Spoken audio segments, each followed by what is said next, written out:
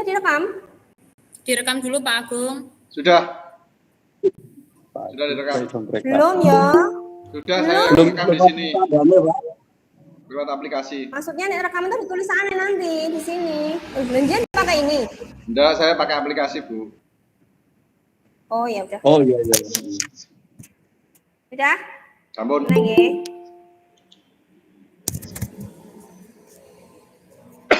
Selamat.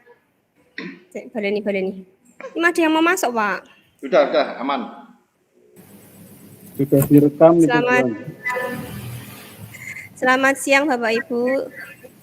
Terima kasih atas kehadirannya di ruang diskusi virtual diseminasi budaya positif yang akan dilaksanakan oleh rekan kita Bapak Agung Nugroho. Untuk mengawali kegiatan kita pada hari ini, marilah kita berdoa terlebih dahulu. Berdoa dipersilakan. Berdoa selesai. Terima kasih. Untuk acara selanjutnya, saya persilahkan kepada Bu Leni untuk memberikan sedikit sambutan. Monggo Bu Leni, saya persilahkan. Oke, terima kasih Bu Anggi. Bismillahirrahmanirrahim. Assalamualaikum warahmatullahi wabarakatuh. Waalaikumsalam warahmatullahi wabarakatuh. Terdengar Bu? Bisa didengar? Ibu terdengar. Nggih, saged Ibu. Bisa, Bu. Oke. Alhamdulillah. Assalamualaikum warahmatullahi wabarakatuh. Waalaikumsalam warahmatullahi wabarakatuh. Bapak Ibu guru semuanya, alhamdulillah pada masing masuk pada pagi hari ini kita bisa berkumpul walaupun lewat virtual. Alhamdulillah kita semuanya sehat dalam kegiatan diseminasi budaya apa Bu? Positif. Budaya positif. Positif ya. Yang nanti akan disampaikan oleh Pak. Semoga kegiatan ini nanti bermanfaat bagi Bapak Ibu guru semuanya. Kalau Bapak Ibu guru nantinya sudah baik menjadi lebih baik lagi, tentunya akan bisa mengajar akan lebih baik lagi dan bermanfaat bagi siswanya, sehingga siswanya akan lebih berprestasi lagi, baik prestasi akademik maupun non. Dan semoga kegiatan pagi ini bisa berjalan dengan lancar dan sukses. Itu Bapak Ibu yang bisa saya sampaikan, sekali lagi ikuti kegiatan ini dengan baik dan semuanya saya harapkan bisa aktif. Oke, ngaten, matur nuwun. Wassalamualaikum warahmatullahi wabarakatuh. Waalaikumsalam warahmatullahi wabarakatuh. Waalaikumsalam warahmatullahi wabarakatuh. Terima kasih Bu Leni atas sambutan yang diberikan menginjak acara selanjutnya, yaitu pemaparan materi mengenai diseminasi budaya positif yang akan disampaikan oleh rekan kita Bapak Agung Nugroho. Bapak Agung Nugroho, monggo saya persilakan. Terima kasih Bu Anggi, terima kasih Bu Leni, terima kasih juga rekan-rekan semuanya yang telah meluangkan waktu untuk mengikuti diseminasi budaya positif yang saya sampaikan kali ini. Nah, berikut akan saya mulai saja. Sebentar akan saya share screen di sini.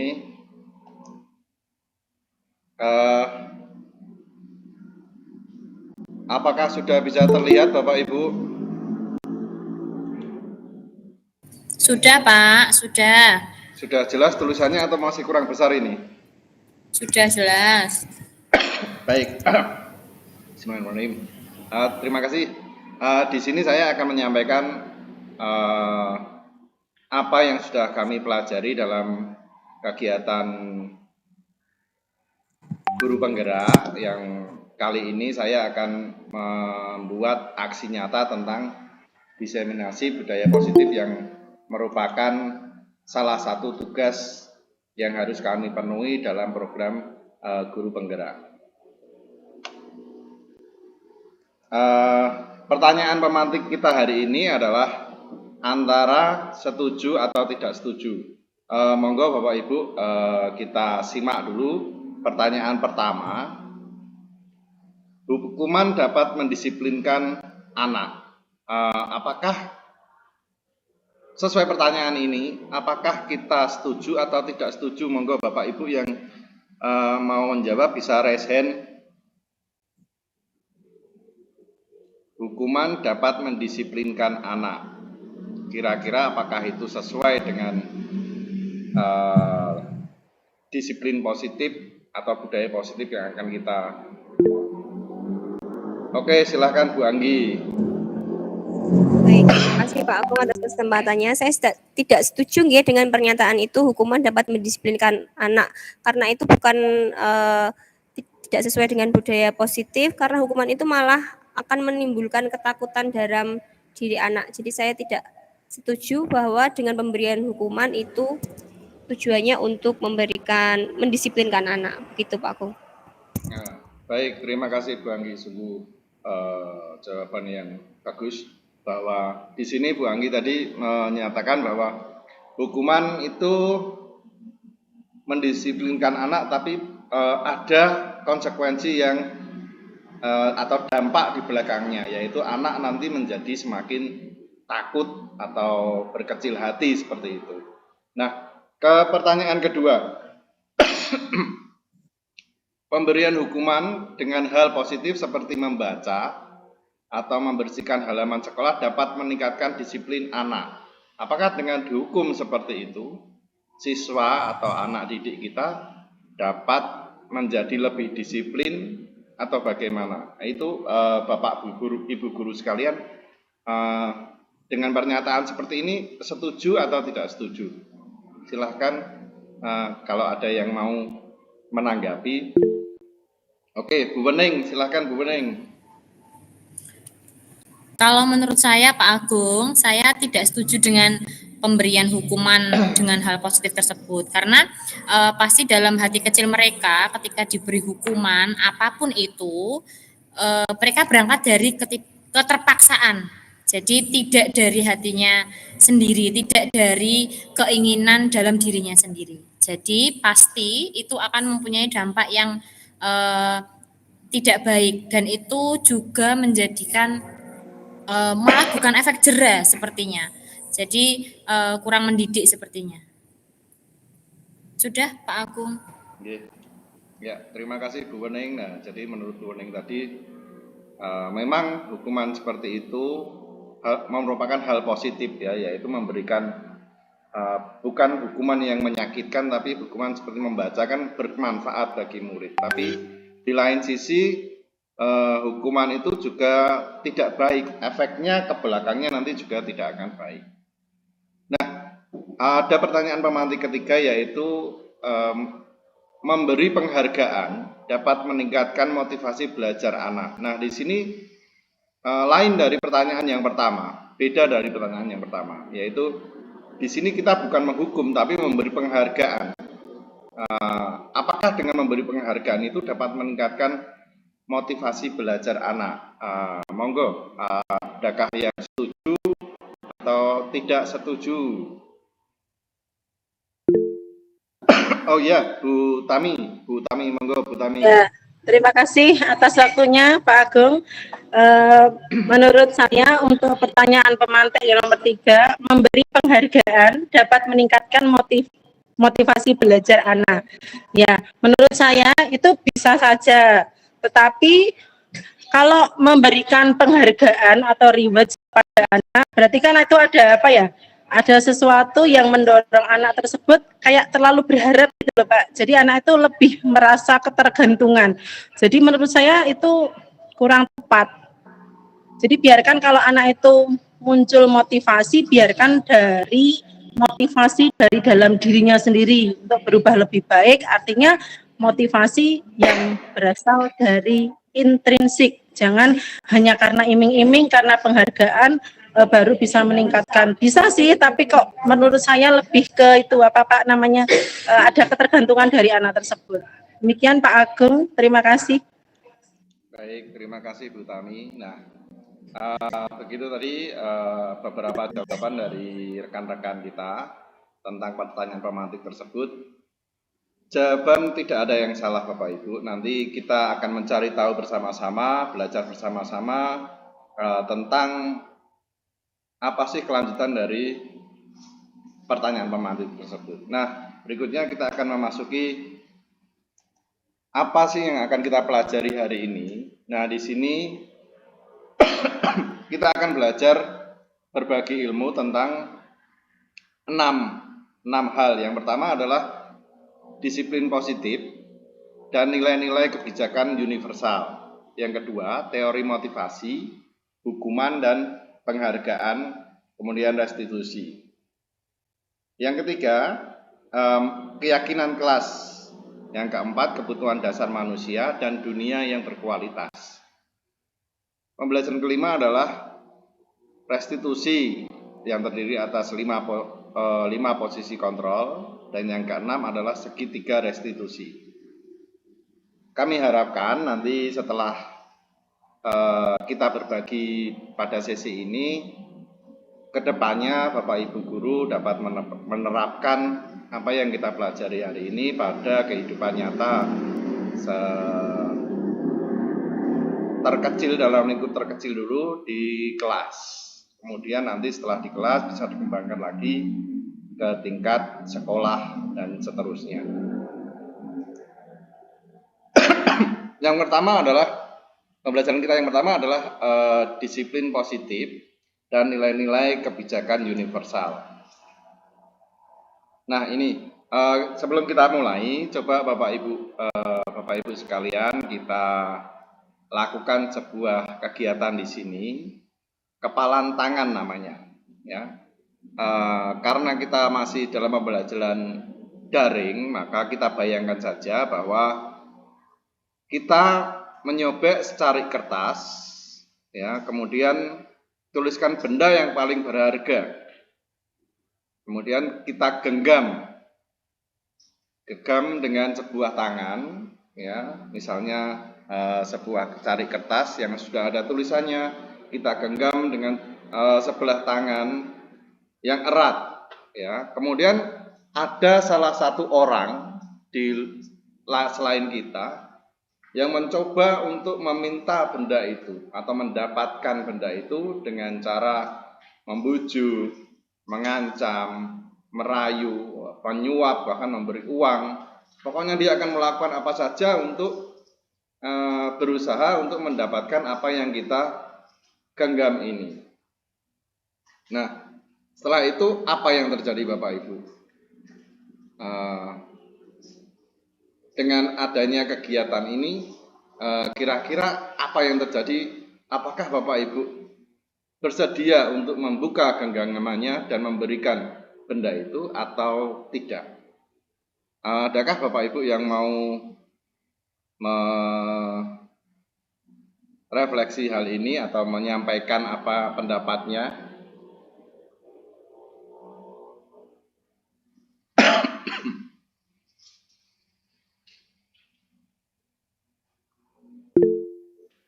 Ya, monggo Pak Basirun, silakan Pak Basirun.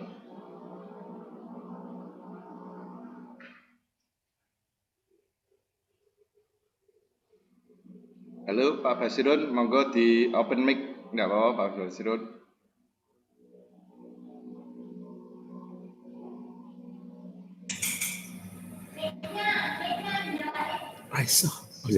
Halo, suaranya kedengaran? Sudah terdengar Pak, monggo Pak. Oh ya, terima kasih.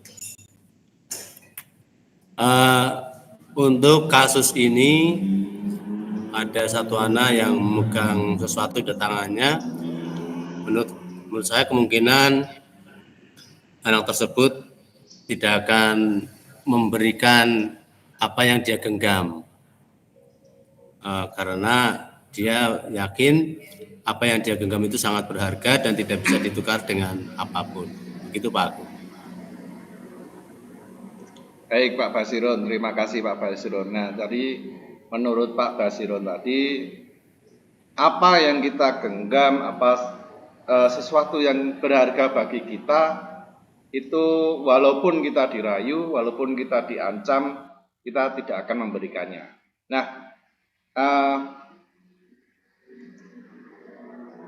Nah, ini sama juga terjadi di kehidupan nyata kita, Bapak Ibu. Ada beberapa ilusi yang terjadi pada kasus tersebut atau pilihan. Itu dalam membuka kepalan tersebut, membuka tangan kita, itu merupakan pilihan dari kita. Kita mau membukanya atau menutupnya itu tergantung dari diri kita sendiri. Itu pun terjadi dengan siswa yang kita didik selama ini. Yang pertama adalah ilusi guru mengontrol murid. Di sini selama ini dulu kalau saya sebagai guru dulu rumongsane saya itu saya mengontrol murid, tapi sebenarnya bukan itu yang terjadi. Ya. Karena murid itu mempunyai keinginannya sendiri, mempunyai kehendak sendiri, ya. Tidak bisa murid itu kita kontrol sepenuhnya. Yang kedua adalah ilusi bahwa kritik dan membuat orang merasa bersalah sangat mengeruatkan karakter. Ya. Ilusi ketiga adalah bahwa semua penguatan positif efektif. Ilusi yang keempat adalah orang dewasa memiliki hak untuk memaksa, dan ini bukan hal yang sepenuhnya benar bahwa orang dewasa seperti kita, seperti seorang pendidik, bahwa kita memiliki kuasa untuk memaksa siswa untuk melakukan apa yang kita mau, memaksa siswa untuk belajar sesuai dengan keinginan kita, itu tidak bisa. Jadi sekarang itu zamannya siswa itu mempunyai kehendak sendiri, atau mereka mempunyai keinginan untuk belajar dengan sesuai keinginannya sendiri.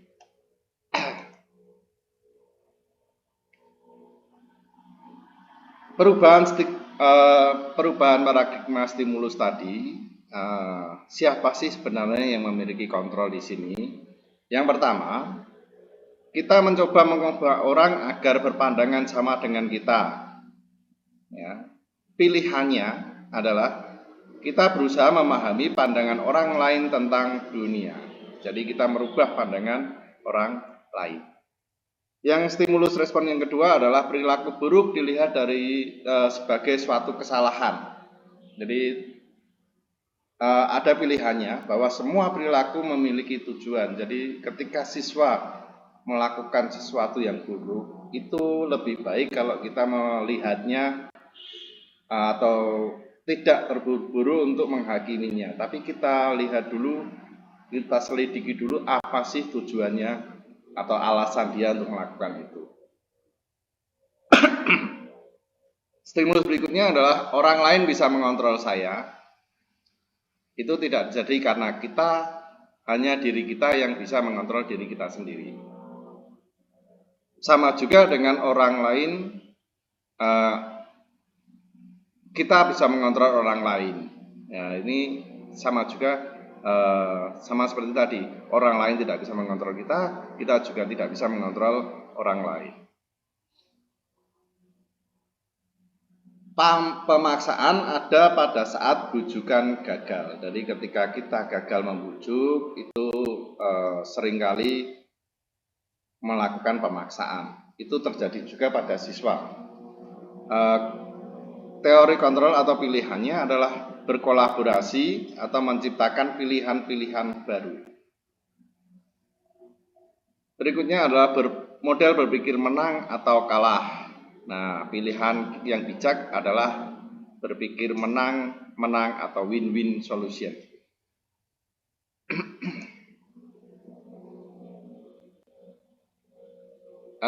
Di sini ada penjelasan tentang teori kontrol atau pilihan kelanjutan tadi dari Dr. William Glasser, di mana Anda tidak bisa mengontrol orang lain dan hanya Anda yang bisa mengontrol diri Anda sendiri.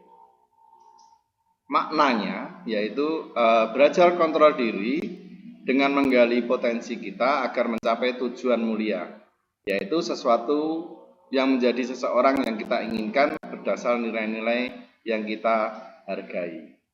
Nah, di sini banyak sekali dijelaskan atau dihubungkan dengan teori-teori dari Dr. William Glasser, di mana ada teori motivasi, nilai kebajikan, nilai posisi kontrol, segitiga restitusi, dan kebutuhan dasar manusia. Kita menuju ke selanjutnya, yaitu apa makna disiplin. Seperti kita ketahui, seringkali kita bicara masalah disiplin, entah itu mendisiplinkan siswa, mendisiplinkan anak kita sendiri, atau bahkan mendisiplinkan diri kita sendiri. Diambil dari bahasa, kata disiplin berasal dari bahasa Latin, yaitu disiplina, yang artinya adalah belajar.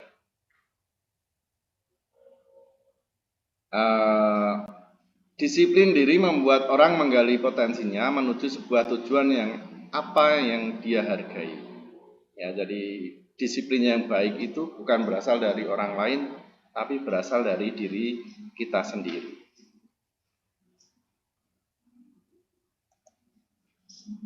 Nah, berikutnya kita menuju ke nilai-nilai kebijakan universal. Nilai-nilai di sini adalah nilai positif manusia yang merupakan tujuan mulia yang ingin dicapai setiap individu. Diharapkan nilai-nilai tersebut bersifat universal atau umum, lintas bahasa, suku, agama maupun latar belakang. Nilai di sini itu kenapa dinamakan universal? Karena bersifat meluas. Jadi semua agama, semua suku, semua bahasa itu bisa terkandung dalam nilai-nilai ini. Setiap perilaku atau perbuatan memiliki satu tujuan. Itu sesuai dengan teori kontrol Dr. William Glasser. Dengan mengaitkan nilai-nilai kebajikan yang diyakini seseorang, maka motivasi intrinsiknya akan terbangun. Motivasi intrinsik itu motivasi yang berasal dari dalam diri, sehingga menggerakkan motivasi dari dalam untuk dapat mencapai tujuan yang mulia atau yang diinginkan. Itu menurut Diane Goshen. Nilai-nilai kebajikan yang ingin dicapai oleh setiap anak Indonesia kita kenal dengan profil pelajar Pancasila, yang terdiri atas beriman, bertakwa kepada Tuhan Yang Maha Esa, dan berakhlak mulia.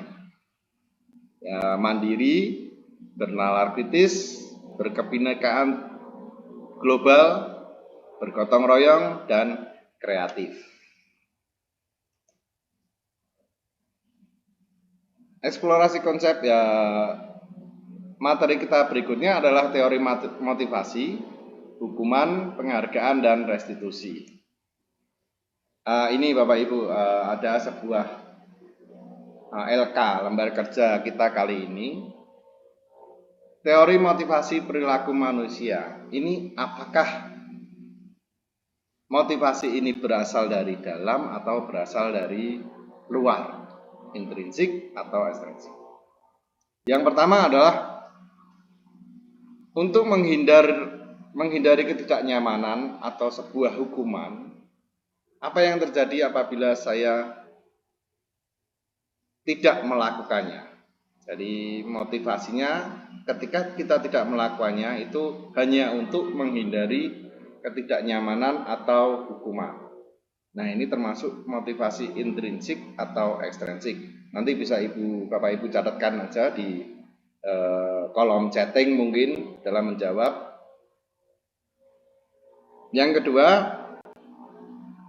apabila saya tidak melakukan tugas tersebut, motivasi saya karena untuk mendapatkan imbalan dari orang lain. Jadi motivasi melakukan itu hanya karena ingin mendapatkan imbalan atau penghargaan dari orang lain, biar dipandang.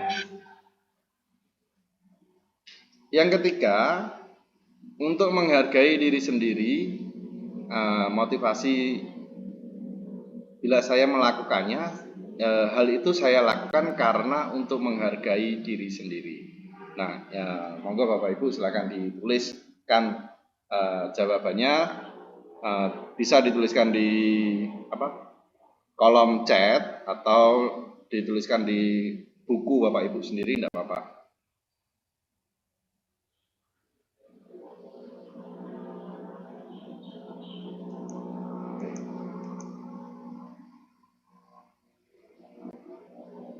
Nah, untuk jawaban berikutnya adalah ini Bapak Ibu. Nah,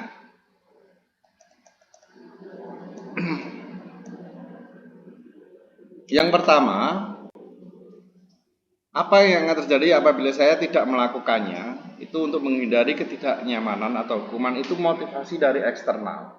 Jadi kita melakukan hal tersebut karena takut akan sesuatu, ya, yaitu biasanya karena hukuman atau konsekuensi.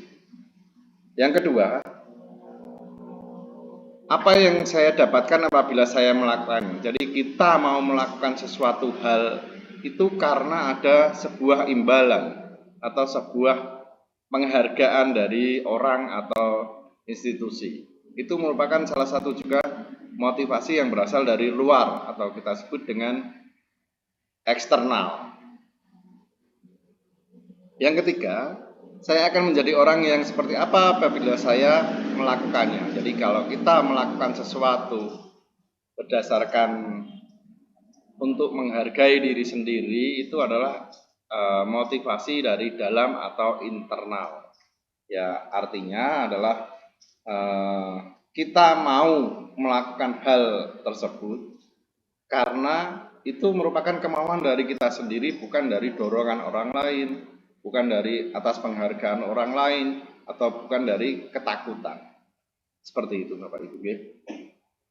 Next, berikutnya adalah merdeka. Arti dari merdeka menurut Ki Hajar Dewantara adalah tidak hanya terlepas dari perintah penjajah, ya, tapi juga cakap buat memerintah diri sendiri. Nah, itu suatu statement dari Ki Hajar Dewantara.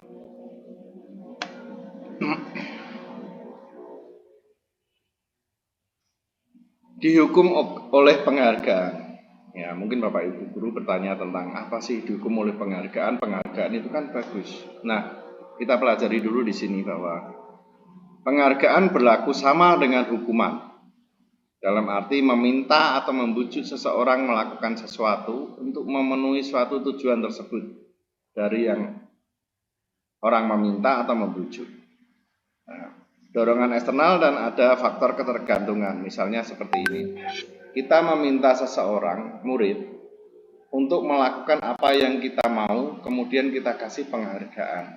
Nah, itu merupakan sejenis lain dari sebuah hukuman. Jadi, murid itu melakukan hal tersebut, hal yang kita inginkan tersebut, bukan karena kemauan dari dia sendiri, tapi karena teriming-iming oleh sebuah penghargaan atau hadiah. Nah, jadi motivasi yang keluar dari murid itu merupakan motivasi eksternal, bukan dari internal. Itu memiliki pengaruh jangka pendek dan jangka panjang. Yang kedua adalah penghargaan itu sebenarnya adalah menghukum. Penghargaan mengurangi ketepatan, penghargaan tidak efektif, dan penghargaan merusak hubungan. Kenapa bisa dihukum oleh penghargaan? Yang pertama adalah penghargaan itu menurunkan kualitas. Penghargaan mematikan kreativitas, dan penghargaan mengurangi motivasi intrinsik. Jadi misalnya siswa hanya akan merasa cukup. Misalnya kita suruh siswa untuk membuat sebuah gambar tentang bunga. Setelah bisa menggambar tentang bunga, maka kita kasih penghargaan dia. Maka dia secara terbatas hanya menepati apa yang kita mau. Dia hanya menggambarkan sebuah bunga tanpa ada kreativitas yang lain. Jadi dia hanya memenuhi apa yang kita inginkan, apa yang menjadi standar pencapaian dia. Dia tidak mau lagi untuk mengeluarkan kreativitas yang lain. Itulah salah satu efek dari penghargaan.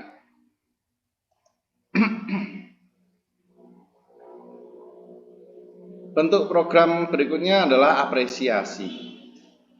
Dalam memberikan apresiasi perlu diingatkan beberapa hal. Yang pertama, beri dukungan secara khusus, memberi pengakuan secara pribadi, memberi pengakuan kepada semua murid secara bergantian, memberi pengakuan secara konsisten dan fokus pada proses. Jadi pengakuan atau apresiasi itu bukan sebuah hadiah, tapi itu sebuah penghargaan bagi mereka. Jadi di sini kita akan lebih menumbuhkan motivasi intrinsik dari siswa atau motivasi dari dalam. Jadi siswa itu kita beri penghargaan. Bagaimana dia berproses, misalnya mengerjakan sesuatu itu bukan hasilnya yang kita hargai, tapi prosesnya, Bapak Ibu. Proses menuju akhir dari hasil tadi.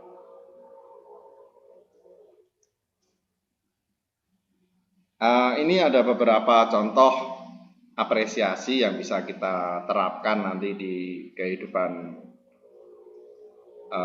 sehari-hari kita dalam membimbing siswa. Yang pertama adalah, kemarin saya perhatikan rasa empatimu besar sekali. Ya, situasinya saat menolong murid baru di kelas kita, misalnya dalam kesulitan, ketika temannya dalam kesulitan, atau teman baru yang sulit berkomunikasi, itu bisa diapresiasi melalui kata-kata yang ada di sini. Saya menghargai, terima kasih, dan sebagainya.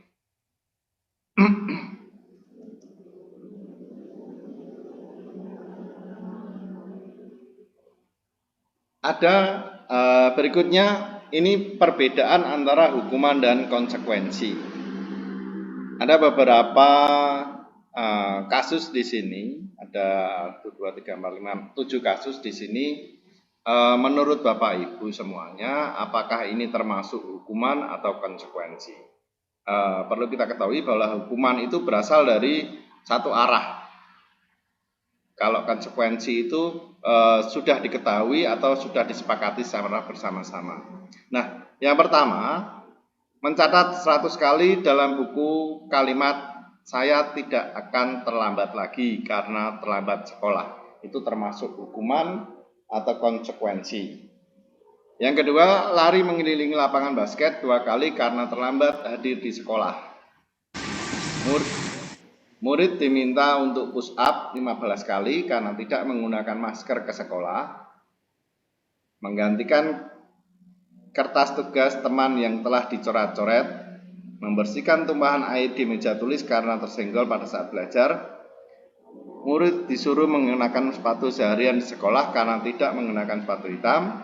Dan yang terakhir adalah lari mengelilingi lapangan basket 2 kali karena terlambat 10 menit untuk pelajaran PJOK. Nah, Bapak Ibu sekalian, monggo silahkan diisikan di sini.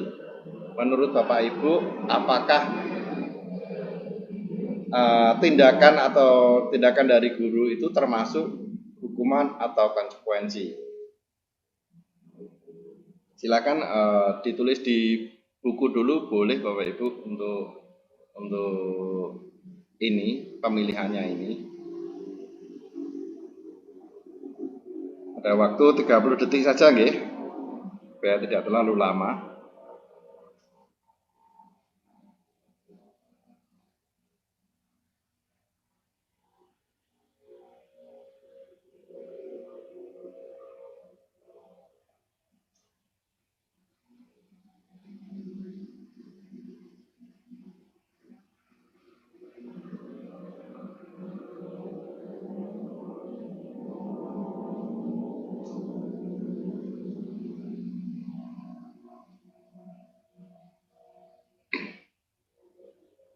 Baik Bapak Ibu, sudah nggih?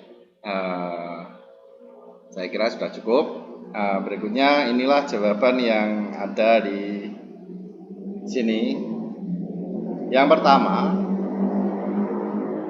mencatat 100 kali dalam buku kalimat saya tidak akan terlambat lagi karena terlambat sekolah itu adalah sebuah hukuman. Yang kasus kedua juga merupakan sebuah hukuman. Yang ketiga, murid diminta untuk push up itu juga sebuah hukuman.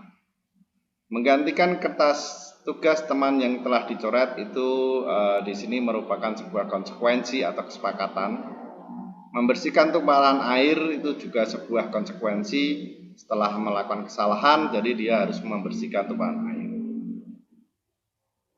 Murid disuruh untuk mengenakan sepatu seharian di sekolah karena tidak mengenakan sepatu hitam, itu juga sebuah hukuman. Lari mengelilingi lapangan basket itu sebuah konsekuensi. Baik Bapak Ibu, berikutnya kita akan mempelajari lagi ke materi berikutnya adalah apa itu restitusi. Restitusi adalah proses menciptakan kondisi bagi murid untuk memperbaiki kesalahan mereka, sehingga mereka bisa kembali pada kelompok mereka dengan karakter yang lebih kuat. Artinya di sini menurut pemahaman saya itu adalah restitusi adalah kesadaran dari diri siswa sendiri atas kesalahannya. Bagaimana dia mau memperbaiki kesalahan dia.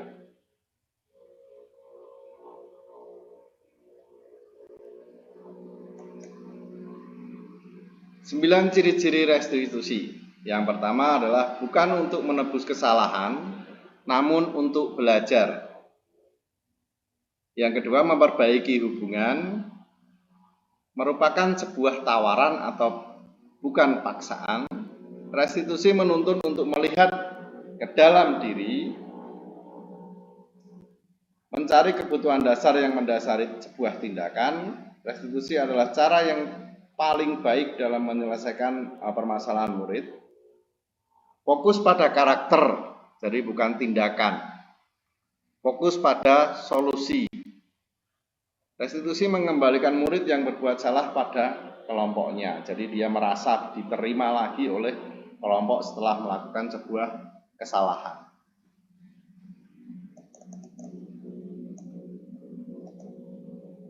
Nah, pembelajaran ketiga kita kali ini adalah sebuah keyakinan kelas. Kenapa toh kita harus memilih sebuah keyakinan, bukan peraturan? Ya. Mengapa kita memiliki peraturan harus menggunakan helm bila mengendarai motor kendaraan roda 2? Mengapa kita memiliki peraturan 3M menggunakan masker, mencuci tangan, dan menjaga jarak 1,5 meter? Ya. Jadi, mengapa kita memiliki peraturan harus datang tepat waktu pada saat mengikuti pelatihan atau pembelajaran? Nah, itu merupakan peraturan yang sifatnya adalah mengikat atau harus kita ikuti. Untuk mendukung motivasi intrinsik atau dari dalam, kembali ke nilai-nilai keyakinan-keyakinan yang lebih menggerakkan seseorang dibanding mengikuti serangkaian peraturan. Jadi keyakinan itu akan diikuti oleh diri kita dari dalam, bukan dari paksaan dari luar. Kalau peraturan itu lebih sifatnya untuk memaksa, untuk mengikuti.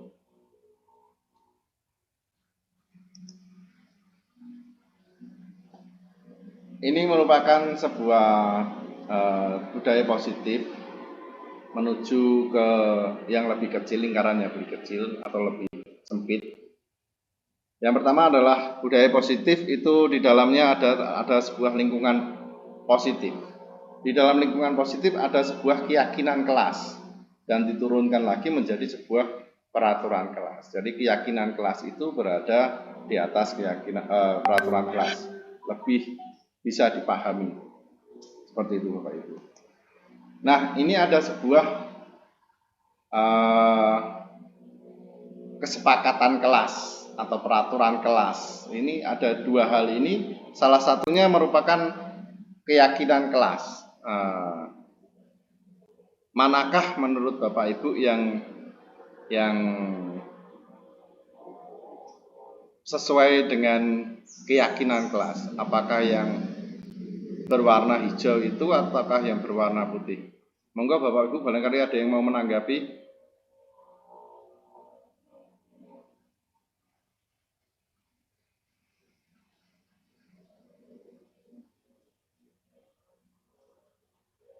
Baik, saya lanjutkan saja. Nah, di sini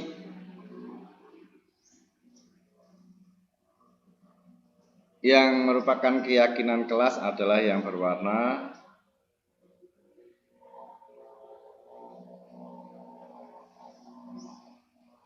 yang berwarna putih ya Bapak Ibu ya. Kami guru dan murid saling menyayangi. Kami murid yang semangat belajar dan kami murid yang peduli dengan teman-teman. Itu merupakan sebuah keyakinan kelas.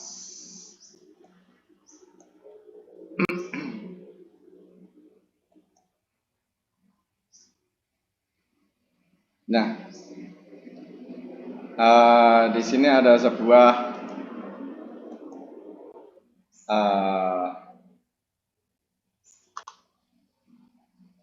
peraturan dan keyakinan kelas. Jadi secara lebih sempit, peraturan kelas itu nanti akan dirubah menjadi keyakinan kelas. Selalu kembalikan buku ke tempatnya. Ini saya acak di keyakinan kelasnya. Manakah yang sesuai antara keduanya? Jadi antara peraturan kelas itu sambungannya kemana? Bisa sambungkan di sini, Bapak Ibu.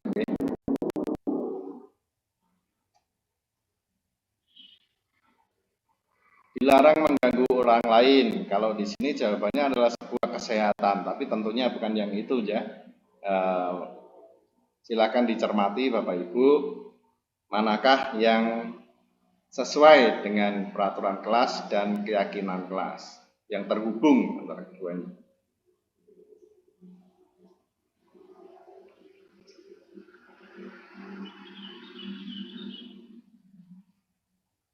Baik, jawabannya ada di halaman berikutnya Bapak Ibu. Di sini kalau peraturan kelasnya selalu kembalikan buku ke tempatnya, itu sesuai dengan keyakinan kelas, yaitu tanggung jawab. Dilarang mengganggu orang lain sesuai dengan keyakinan kelas, yaitu menghormati orang lain atau saling menghormati. Hadir di sekolah 15 menit sebelum pembelajaran dimulai itu juga termasuk salah satu menghormati orang lain atau sebuah komitmen. Begitu juga dengan yang lainnya, ada menggunakan narkoba dan lain-lain di sini. Kita langsung aja menuju ke berikutnya. Pembelajaran berikutnya adalah kebutuhan dasar manusia dan dunia berkualitas. Berikut ada video yang bisa kita saksikan bersama-sama.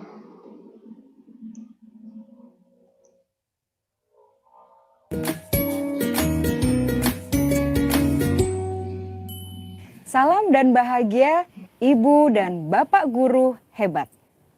Untuk membangun budaya sekolah yang positif dengan lingkungan yang aman dan mendukung murid untuk menjadi pribadi yang berdaya, seimbang dan bahagia. Salah satu upaya yang dapat dilakukan oleh guru adalah kebutuhan dasar yang mendasari perilaku murid. Pada video kali ini kita akan membahas tentang 5 kebutuhan dasar manusia.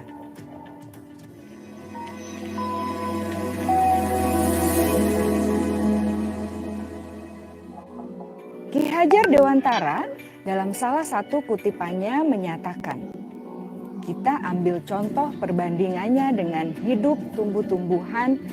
Seorang petani dalam hakikatnya sama kewajibannya dengan seorang pendidik yang menanam padi misalnya.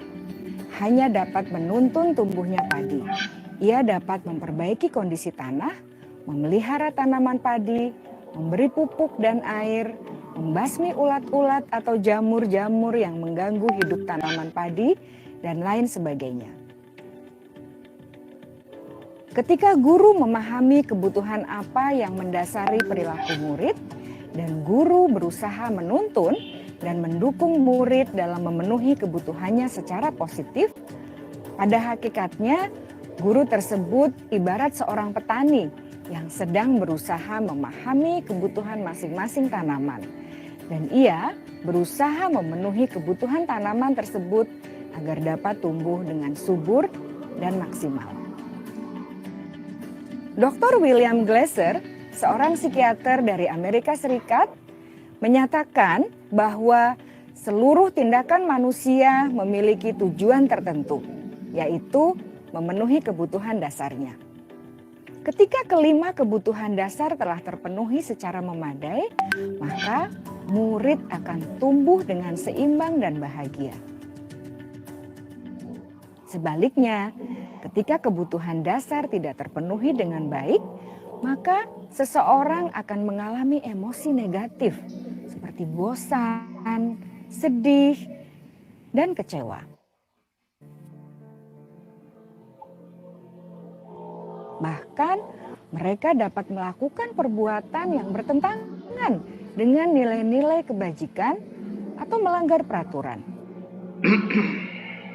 Dengan kata lain, perilaku buruk seseorang biasanya adalah respons dari kebutuhan yang tidak terpenuhi. Namun, mereka tidak tahu cara untuk menyampaikannya. Ada 5 kebutuhan dasar manusia menurut Dr. William Glasser, yaitu yang pertama, kebutuhan untuk bertahan hidup atau survival. Yang kedua, kebutuhan untuk merasa diterima atau love and belonging.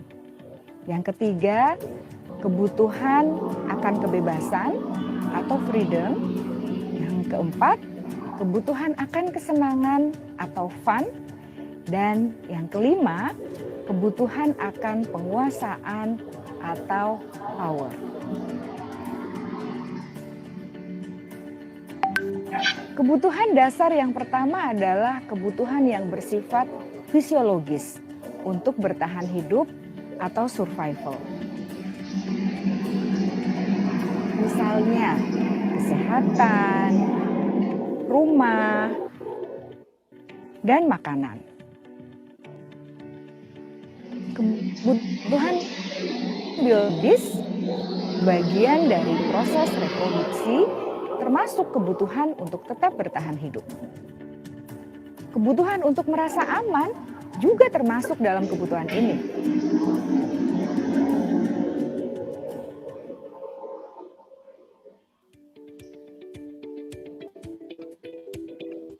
Agar murid dapat belajar dengan baik, kebutuhan mereka akan rasa aman, pangan, sandang, dan papan harus dipenuhi. Bagaimana mungkin mereka dapat belajar dengan baik bila mereka datang ke sekolah dengan perut yang lapar atau bila rumah mereka kebanjiran?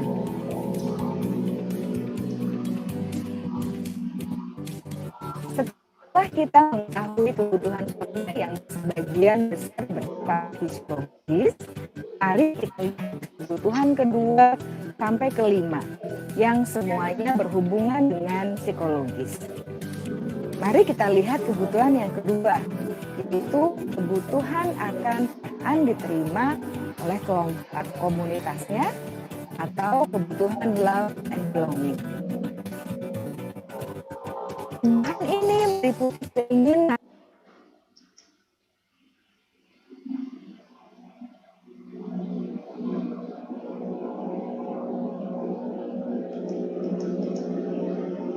Halo. Maaf Bapak Ibu, karena ada kendala teknis di sini ya, jadi videonya mandek ini. Kebutuhan dasar manusia sebenarnya ada 5. Yang pertama adalah bertahan hidup, penguasaan, kebebasan, rasa kasih sayang dan rasa diterima, dan kemudian kesenangan. Nah, ini sudah mulai muncul lagi, sudah bisa. Dunia berkualitas. Ya, materi kita berikutnya adalah tempat khusus dalam pemikiran kita, tempat bisa menyimpan gambaran dari semua yang kita inginkan, orang yang kita inginkan, hal-hal yang terbaik dalam hidup kita, hal-hal yang membuat kita bahagia, dan semua kebutuhan yang dasar kita yang terpenuhi bisa dimasukkan ke dalam dunia berkualitas di sini. Hanya akan terdiri atas beberapa hal yang sangat signifikan dan bermakna dalam hidup Anda yang membuat hidup Anda menjadi lebih bermakna. Yang kelima adalah posisi kontrol.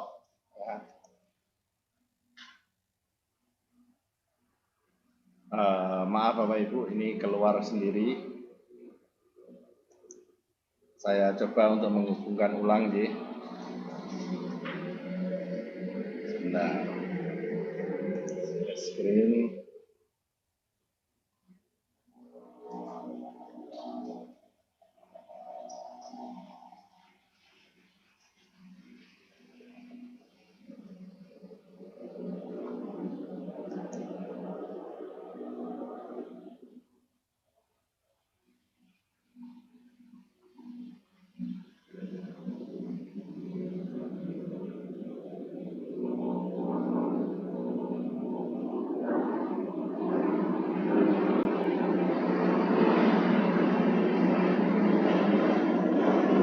Sebentar lagi Bapak Ibu, karena ada kendala internet ini. Sebentar. Internetnya, iya. Aku sudah pakai tethering itu. Bentar.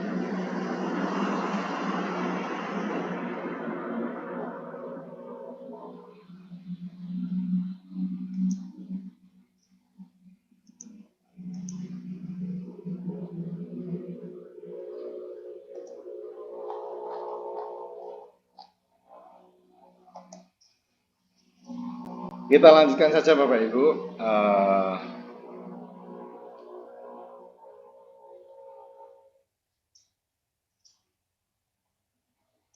Di sini kita tadi sampai dengan 5 posisi kontrol. Ada 5 posisi kontrol. Yang pertama adalah posisi penghukum. Jadi kita adalah menangani siswa, itu posisi pertama, posisi kontrol adalah menghukum. Yang kedua adalah pembuat rasa bersalah. Ya, di sini. Yang ketiga berikutnya adalah teman, posisi sebagai teman. Jadi kita menempatkan diri kita sebagai seorang teman. Sebentar, ini masih saya sambungkan.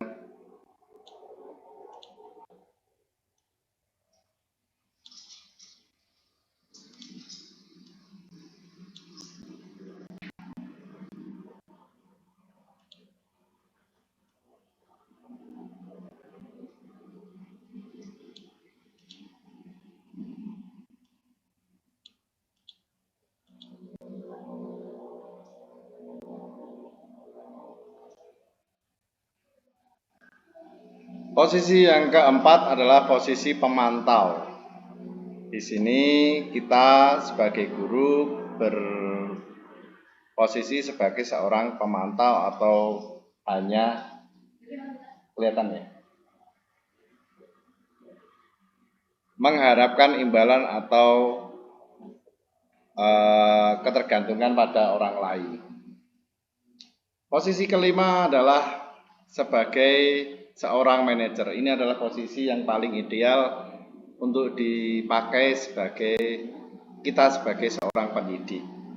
Ya, di sini kita memberikan sebuah solusi yang berasal dari siswa. Dari kelima posisi tadi, yaitu posisi pertama penghukum, pembuat orang merasa bersalah, dan posisi sebagai teman, itu sebenarnya adalah masih memberikan sebuah hukuman atau konsekuensi bagi siswa. Tapi di posisi manajer itu sudah memberikan solusi yang baik atau solusi dari dalam diri siswa itu sendiri. Jadi yang membuat solusi adalah siswa itu sendiri.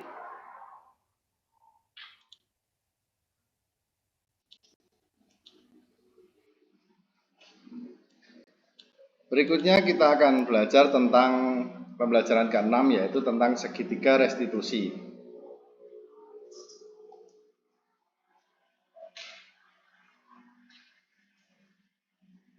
Segitiga restitusi. Yang di sini kenapa disebut segitiga? Karena ada 3 teknik dalam menyelesaikan atau melakukan restitusi. Yang pertama adalah menstabilkan identitas.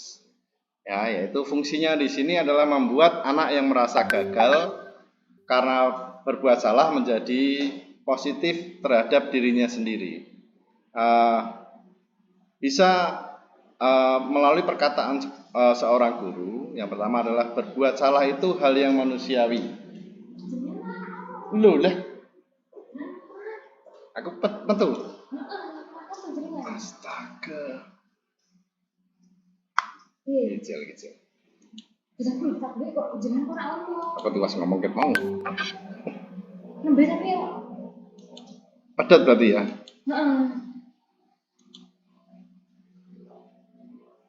Keras juga. Sampai nanti mau ngomong.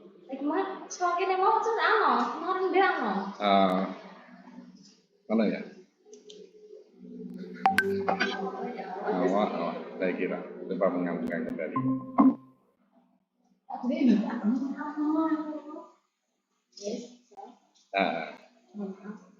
Oke, mohon maaf ya Bapak Ibu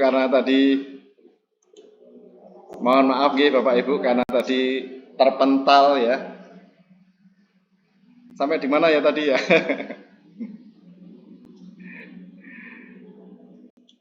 Sampai ini ya, segitiga restitusi ya. Ya, disebut segitiga restitusi karena kita memiliki 3 langkah dalam menyelesaikan masalah yang terjadi pada siswa. Langkah yang pertama adalah menstabilkan identitas. Ya, jadi kita di sini fungsinya adalah membuat anak yang merasa gagal atau melakukan kesalahan tadi karena berbuat salah menjadi positif terhadap dirinya sendiri, berarti tidak down anak tersebut. Salah satu kata-kata yang bisa kita pilih adalah berbuat salah itu hal yang manusiawi. Tidak ada manusia yang sempurna. Bapak Ibu juga buat kesalahan. Ya, kita pasti bisa menyelesaikan permasalahan ini. Bapak Ibu tidak tertarik untuk mencari tahu siapa yang benar atau siapa yang salah. Jadi sesuai dengan kalimat-kalimat itu kita bisa sampaikan ke siswa untuk bisa dimengerti oleh siswa atau dipahami oleh siswa. Berikutnya adalah langkah kedua adalah kita memvalidasi kebutuhan. Di sini kita membantu murid untuk mengenali basic need atau kebutuhan yang dasar, 5 kebutuhan dasar tadi ketika melakukan kesalahan itu. Jadi apa sih alasan dia ya? Kenapa tujuan dia melakukan kesalahan itu atau perbuatan tersebut? Bisa melalui kata-kata kamu bisa saja melakukan hal yang lebih buruk, tapi kamu tidak melakukannya. Atau kamu pasti punya tujuan mengapa melakukannya. Atau apa penting itu bagi kamu? Apa pentingnya hal itu bagi kamu? Itu merupakan sebuah kata untuk memvalidasi kebutuhan tadi atau kesalahan tadi. Jadi murid melakukan kesalahan itu kita lihat dulu alasan dia.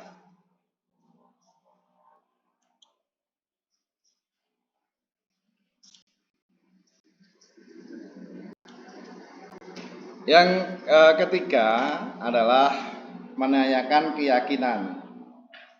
Langkah ketiga adalah menanyakan keyakinan. Di sini anak melihat kesalahannya dihubungkan dengan norma sosial dan nilai-nilai yang mendasari manusia, misalnya melalui keyakinan kelas. Jadi melalui kata-kata guru, apa yang kita percayai di kelas, apakah perbuatan tersebut sesuai dengan nilai-nilai keyakinan kelas kita, misalnya seperti itu.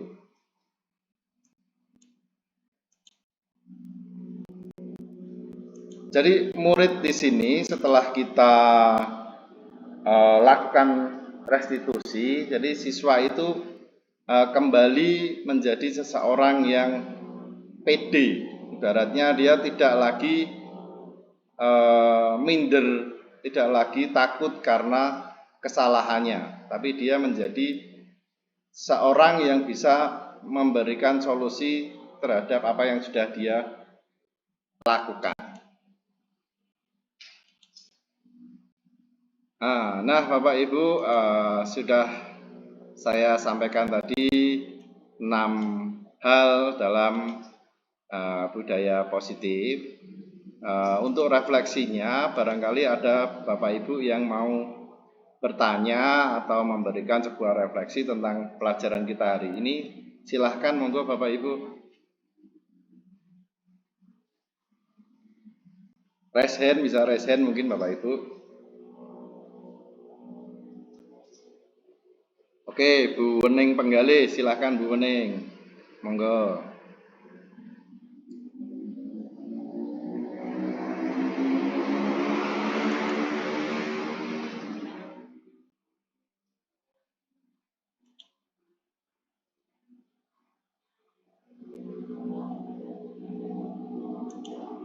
Ya, Bu Wening, silakan Bu Wening.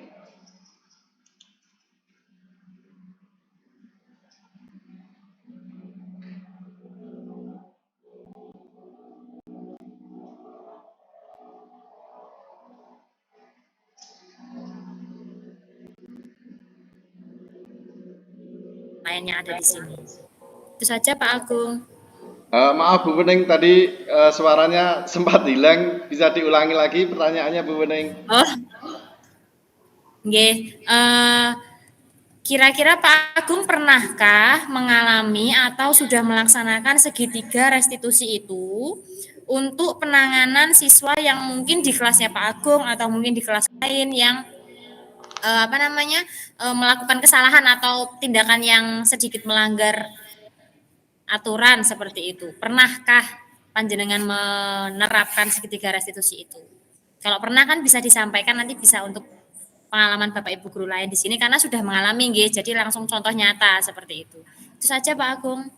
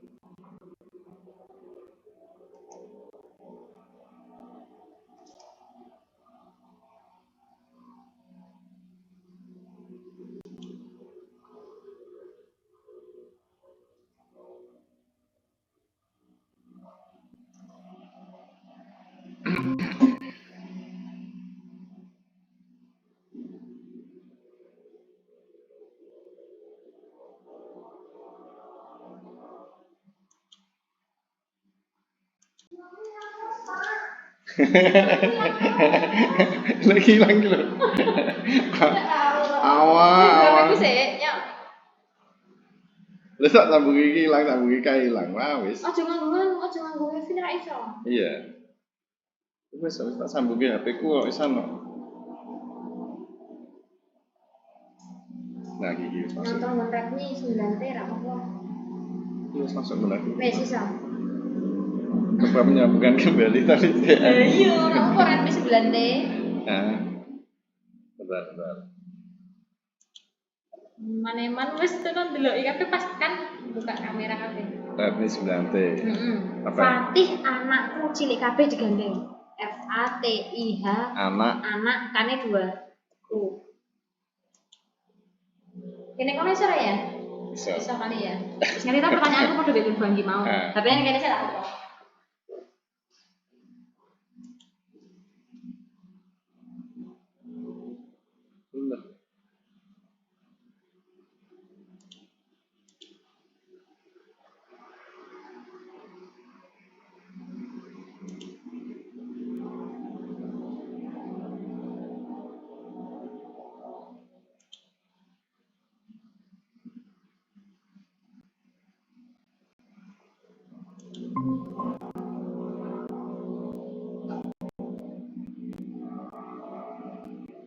Baik, maaf nggih Bapak Ibu karena tadi terpental lagi jaringannya sendelap-sendelup ini nggih. Terima kasih Bu Wening tadi atas pertanyaannya. Apakah saya lanjut lagi nggih, sebentar nggih Pak Bas nggih. Apakah pernah melaksanakan restitusi pada kelas saya sendiri? Nah, ini beberapa waktu kemarin sudah pernah saya laksanakan karena itu merupakan bagian dari tugas juga dari CGP. Kemarin ada 2 kasus, tapi yang saya sampaikan di sini adalah satu kasus di mana murid saya yang bernama Ibi itu tertidur di kelas. Ya, kemudian saya ajak dia untuk berbicara berdua sendiri. Saya tanya kepada dia, kenapa Ibi sampai tertidur di kelas? Dia sampaikan alasannya dia tertidur di kelas. Jadi dia tertidur di kelas itu karena malam harinya bermain dengan temannya sampai larut malam. Kemudian saya minta dia untuk sesuaikah hal itu dengan keyakinan kelas kita. Dia menjawab tidak sesuai karena itu merupakan sebuah kesalahan, dan dia kemudian bersedia untuk melakukan hal yang lebih baik lagi. Salah satunya adalah tidak mengulangi untuk bermain sampai larut malam, dan juga melakukan pencegahan, yaitu matur ke ibunya atau bilang ke ibunya untuk membangunkan dia pada waktu pagi hari. Jadi jangan sampai terlambat, dia memberitahu ibunya untuk dapat membangunkan si Ipin. Nah, itu salah satu restitusi, segitiga restitusi yang saya laksanakan di kelas. Cukup itu saja nggih, karena waktunya sudah lebih dari 1 jam ini. Bu Anggi, saya kembalikan ke Bu Anggi, monggo Bu Anggi. Baik, terima kasih Pak Agung atas pemaparan materinya, sangat jelas sekali nggih tadi, mulai dari disiplin positif sampai segitiga restitusi, materinya sangat bermanfaat sekali. Semoga apa yang disampaikan Pak Agung tadi membawa manfaat yang baik nih Bapak Ibu untuk kita semua. Nah, untuk mengakhiri kegiatan kita pada hari ini, karena tadi diawali dengan berdoa, maka kita mengakhirinya dengan berdoa. Berdoa dipersilakan. Berdoa selesai. Terima kasih Bapak Ibu, kami ucapkan atas kehadiran Bapak Ibu di ruang virtual. Monggo saya persilahkan jika Bapak Ibu ada kegiatan yang lain dapat meninggalkan ruang diskusi virtual. Terima kasih. Oke, terima kasih semua. Assalamualaikum warahmatullahi wabarakatuh. Waalaikumsalam warahmatullahi wabarakatuh.